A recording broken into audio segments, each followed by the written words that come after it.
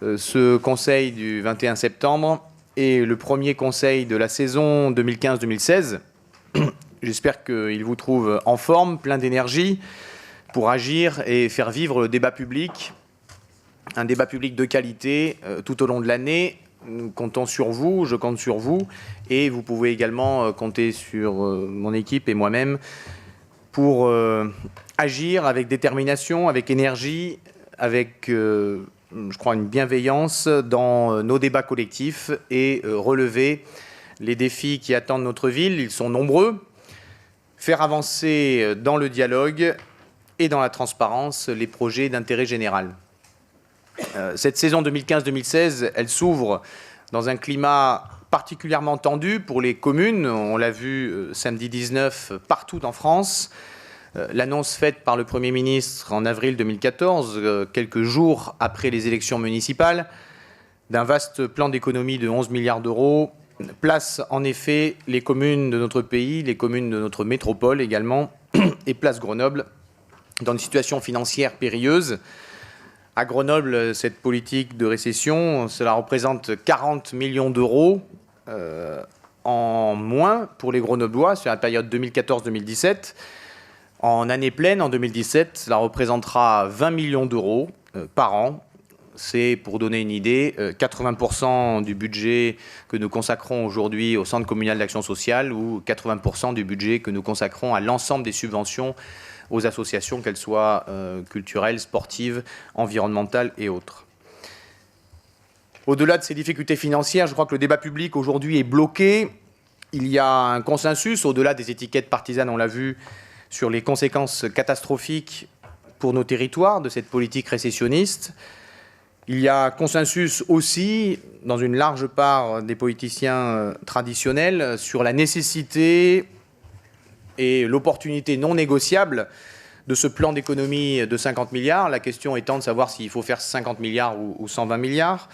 On ne discute plus finalement du cap de l'intérêt général. Le débat se réduit à qui doit faire le sale boulot, les communes ou bien l'État ou bien les communes. Je crois que ce débat est dans une impasse. On contourne les vraies questions, celles qui touchent aux missions fondamentales de la puissance publique.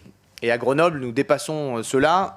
Nous faisons le choix de rester sur la question de fond, du sens de l'action publique, du sens de l'action commune, d'améliorer le présent, de nous saisir et d'anticiper les défis à venir, de protéger et d'investir dans cet avenir, dans les générations futures, d'investir dans la qualité de la vie, dans l'émancipation aussi. Et le conseil municipal de ce soir, je crois, incarne cet état d'esprit, puisque nous allons délibérer sur le plan d'investissement pour les écoles de la ville de Grenoble, 66 millions d'euros de plan d'investissement d'ici 2021, pour construire 5 nouvelles écoles, plus de 50 nouvelles classes. Ce plan d'investissement qui est bon pour nos enfants, qui est bon évidemment pour ces enfants qui sont les premiers concernés. Ils pourront apprendre dans des meilleures conditions, dans des écoles moins surchargées, à taille humaine. Mais c'est aussi un plan qui est bon pour tous les adultes qui les encadrent. On travaille mieux dans une école en bon état, où les classes ne sont pas en grand nombre. C'est un plan aussi qui est bon pour l'emploi, qui est bon pour l'emploi local, pour nos artisans, pour nos entreprises. Et finalement, c'est un plan qui est bon sur tous les aspects, à la fois pour Grenoble et son bassin d'emploi. Cette fidélité aux missions fondamentales de l'action publique, elle se retrouve aussi dans la solidarité, et on le verra également à l'ordre du jour de ce conseil municipal avec le plan d'accessibilité de 12 millions d'euros d'ici 2024.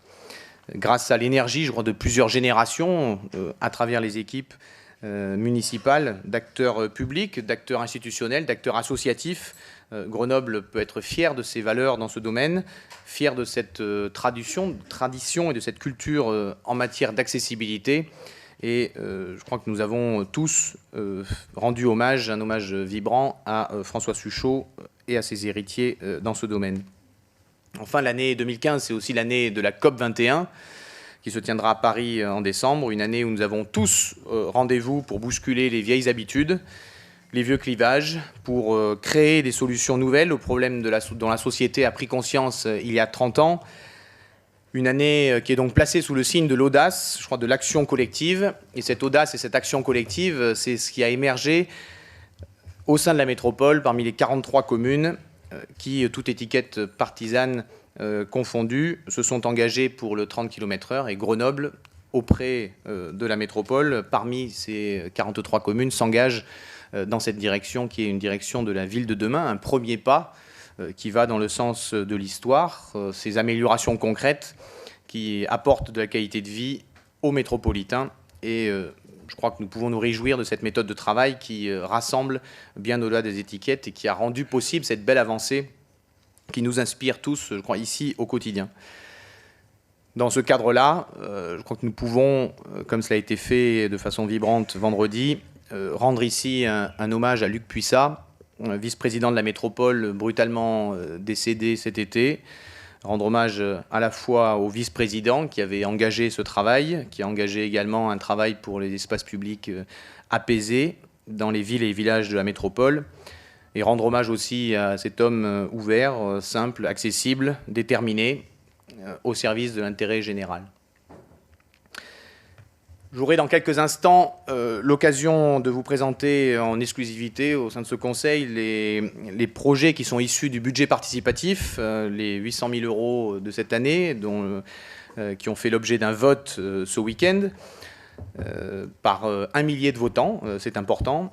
C'est un premier pas là aussi pour une ville plus participative, co-construite avec les habitants, après une année de préparation de ce travail avec les Grenoblois. Cette première tournée, je crois, est d'ores et déjà une réussite.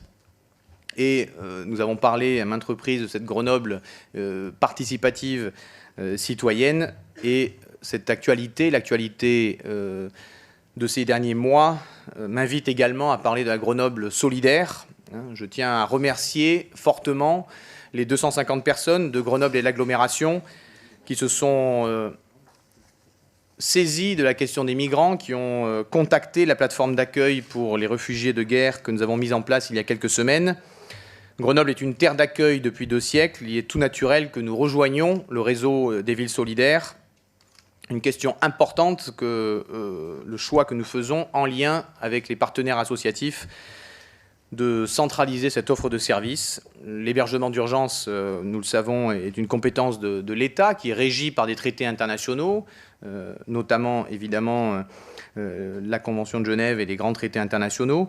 Mais la ville de Grenoble poursuit sa mobilisation aux côtés de la société civile, tout comme elle était mobilisée hier pour convaincre l'État d'assumer pleinement ses missions d'hébergement d'urgence. Et je ne m'en dis pas plus puisqu'il y aura là la question ouverte de Marie-Jo Sala dans quelques instants. Je crois que cela soit pour les écoles et les générations futures, l'accessibilité, l'engagement pour le dérèglement climatique ou l'apaisement de nos villes, ou le sort réservé aux migrants, il y a certains défis qui rassemblent au-delà des étiquettes. Et finalement, c'est aussi le défi de ce conseil municipal, de se saisir de cela. Il ne sert à rien de créer de faux clivages sur certaines questions. Les défis invitent au contraire à agir ensemble et à agir au service de l'intérêt général.